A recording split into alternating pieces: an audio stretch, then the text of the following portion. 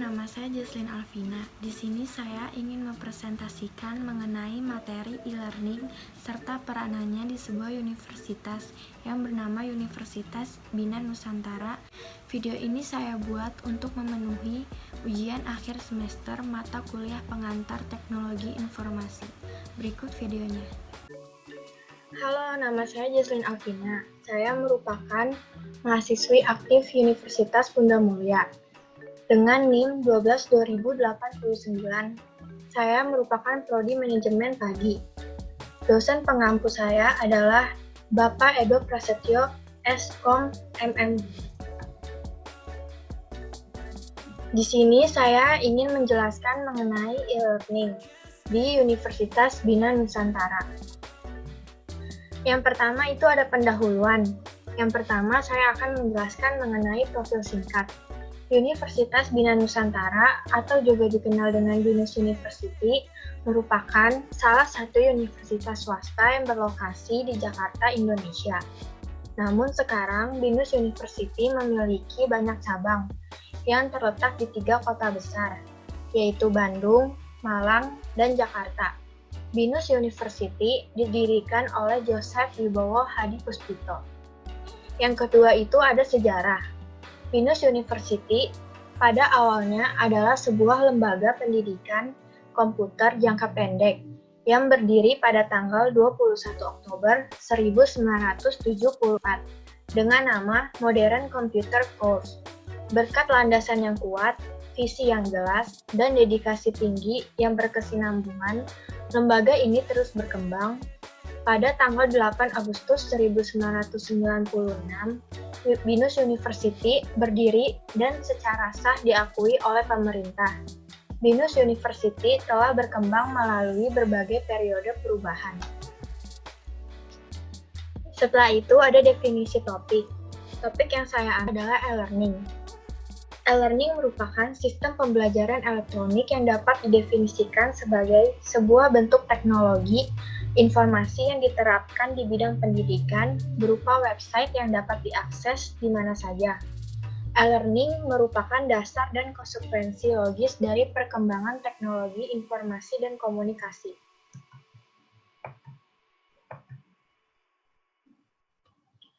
Lalu ada landasan teori. Jadi dalam pelaksanaannya, e-learning menggunakan jasa audio, video, atau perangkat komputer, atau juga kombinasi dari ketiganya. Dengan kata lain, e-learning adalah pembelajaran yang pelaksanaannya didukung oleh jasa teknologi seperti telepon, audio, video tab, dan lain-lain. Karakteristik dari e-learning adalah yang pertama, memanfaatkan jasa teknologi elektronik. Seperti yang kita sudah ketahui, di zaman sekarang perkembangan teknologi sudah sangat berkembang. Yang kedua, memanfaatkan media komputer. Yang ketiga, menggunakan materi pembelajaran untuk dipelajari secara mandiri. Yang keempat, materi pembelajaran dapat disimpan di komputer. Lalu terdapat juga manfaat e-learning. Manfaat e-learning itu sendiri adalah mempermudah interaksi antara peserta didik dengan bahan atau materi pelajaran. Peserta didik dapat saling berbagi informasi atau pendapat yang bersangkutan dengan pelajaran. Selain itu, guru dapat menempatkan bahan-bahan belajar dan tugas-tugas yang harus dikerjakan dalam sebuah web. Fitur yang ada dalam e-learning yang pertama itu konten yang relevan dengan tujuan belajar. Yang kedua, menggunakan metode instruksional, menggunakan elemen media. Pembelajaran dapat secara langsung dengan instruktur ataupun secara individu. Yang terakhir, membangun wawasan dan teknik baru yang dihubungkan dengan tujuan belajar. Lalu juga terdapat aspek penting dalam e-learning. Yang pertama, e-learning menciptakan solusi belajar formal dan informal. Yang kedua, e-learning menyediakan akses ke berbagai macam sumber pembelajaran, baik itu konten maupun manusia. Yang ketiga, e-learning mendukung kelompok orang atau kelompok untuk belajar.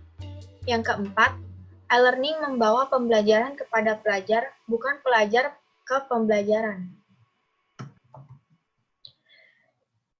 Di sini terdapat keuntungan dan kelemahan dari e-learning. Yang pertama itu keuntungan. Keuntungan yang pertama itu fleksibel. Siswa dapat belajar kapan saja, di mana saja, dan juga menggunakan tipe belajar yang berbeda-beda. Yang kedua itu menghemat waktu proses belajar mengajar. Yang ketiga itu mengurangi biaya perjalanan. Yang keempat itu menghemat biaya pendidikan secara keseluruhan. Yang kelima, menjangkau wilayah geografis lebih luas. Yang keenam, melatih pembelajar lebih mandiri dalam mendapatkan ilmu pengetahuan. Setelah itu, terdapat kelemahan dari e-learning. Yang pertama, tidak semua orang, terutama orang awam, dapat menggunakannya dengan baik. Yang kedua itu, membuat e-learning yang interaktif dan sesuai dengan keinginan pengguna membutuhkan programming yang sulit, sehingga pembuatannya cukup lama. Yang ketiga, membutuhkan infrastruktur yang baik sehingga membutuhkan biaya awal yang cukup tinggi. Yang keempat, tidak semua orang mau menggunakan e-learning sebagai media belajar. Di sini saya akan menjelaskan penerapan e-learning di Universitas Bina Nusantara. Seperti yang kita ketahui, di masa pandemi seperti ini, seluruh instansi pendidikan, mulai dari sekolah, universitas, dan lain-lain, menerapkan sistem e-learning. Pada kasus ini, saya akan menjelaskan penerapan e-learning pada salah satu instansi pendidikan, yaitu Universitas Bina Nusantara, atau yang biasa dikenal dengan BINUS University. Menurut narasumber, yang saya tanyakan penerapan e-learning di Universitas Bina Nusantara sudah cukup baik. Selama pandemi ini berlangsung, seluruh mahasiswa-mahasiswi menggunakan sistem e-learning agar kegiatan belajar mengajar tetap berlangsung. Penerapan e-learning di Universitas Bina Nusantara berbentuk forum atau bisa disebut dengan GSLC. Dalam bahasa mudahnya adalah belajar sendiri. Sistem GSLC ini digunakan untuk mengerjakan tugas dan juga digunakan untuk berdiskusi antar dosen dan mahasiswa. Deadline yang tugas diberikan waktu sekitar 1 minggu. Selain GSLC, mahasiswa juga menggunakan aplikasi Zoom untuk melakukan tatap muka jarak jauh dengan dosen dan mahasiswa-mahasiswi lainnya. Durasi yang ditetapkan untuk mengikuti Zoom kurang lebih selama 100 menit setiap mata kuliah. GSLC dan Zoom tersebut juga mempengaruhi absen. Jadi, kita harus mengikuti setiap mata kuliah sesuai jadwal yang sudah ditetapkan agar tetap terabsen. Universitas Bina Nusantara juga memiliki aplikasi yang dapat diakses oleh mahasiswa dan mahasiswi melalui ponselnya masing-masing, yaitu BINUS Mobile. BINUS Mobile dapat diakses untuk melihat jadwal kuliah, rincian tugas-tugas, pembayaran kuliah, serta pemberitahuan mengenai perkuliahan dan lain-lain. Universitas Bina Nusantara juga memiliki website yang juga dapat diakses setiap mahasiswa dan mahasiswi yang bernama BINUS Maya.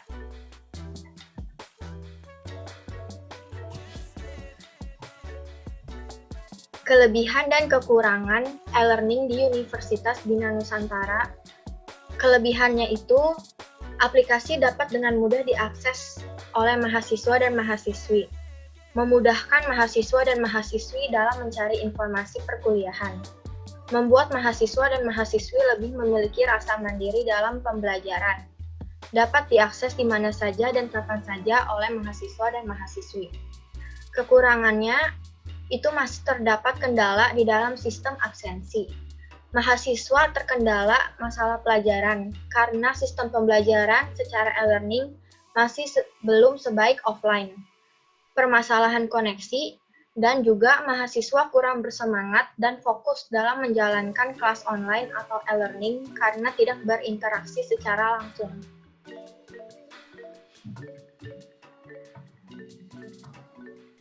Kesimpulan dari presentasi ini, sistem e-learning ini sangat berperan di saat pandemi seperti ini. Meskipun tidak dapat bertatap muka secara langsung, kegiatan belajar mengajar tetap dapat terlaksana. E-learning ini memang memiliki banyak keuntungan, namun juga masih terdapat kekurangan. E-learning ini juga menunjukkan bagaimana perkembangan teknologi saat ini. Semua dapat dilakukan secara digital serta jaringan yang digunakan. Penerapan e-learning di dalam bidang pendidikan seperti di Universitas Bina Nusantara ini juga berperan penting untuk mahasiswa dan mahasiswi, dan juga dosen yang mengajar. Dengan adanya sistem e-learning, kegiatan belajar mengajar tetap terlaksana walaupun jarak jauh. Penerapan e-learning ini juga bisa dikatakan lebih mudah atau simple, karena mengandalkan teknologi, sehingga seluruh kegiatan tetap berjalan dengan efektif. Namun selain kelebihan, sistem e-learning pada BINUS masih memiliki banyak kekurangan, seperti koneksi jaringan yang masih kurang. Sistem e-learning pasti akan terus dikembangkan dan dimaksimalkan, agar mengurangi kekurangan yang ada pada sistem tersebut. Selanjutnya, berikut daftar pustaka yang saya gunakan untuk membuat presentasi ini.